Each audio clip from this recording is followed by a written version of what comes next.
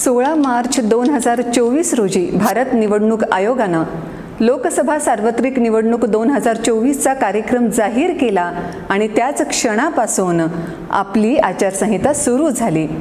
जोपर्यंत हा निवडणूक कार्यक्रम पूर्ण होत नाही तोपर्यंत ही आचारसंहिता चालू राहणार आहे।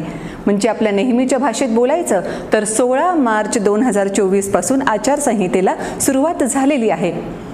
निपक्षपातीपणे निवडणुका व्हाव्यात, निर्भय आणि मुक्त वातावरणात व्हाव्यात यासाठी त्याच पद्धतीनं प्रत्येक राजकीय पक्षाला आणि प्रत्येक उमेदवाराला यशस्वी होण्यासाठीची समान संधी मिळावी यासाठी काही डूज अँड डोंट्स ठरवण्यात आलेले आहेत।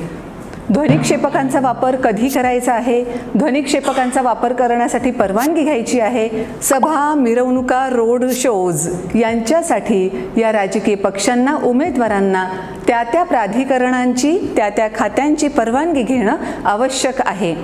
ध्वनिक्षेपकांचा वापर सकाळी 6 ते रात्री 10 याच मर्यादेत करता येईल। याशिवाय बऱ्याच काही गोष्टी अशा आहेत ज्या कोणत्याही राजकीय पक्षानं किंवा उमेदवारानं करता कामा नयेत। सार्वजनिक मालमत्तेचं विद्रुपीकरण अजिबात करता येणार नाही।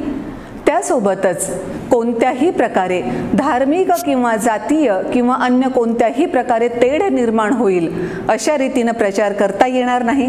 जातीय किंवा धार्मिक भावनांना आवाहन करून मतं मागता येणार नाहीत।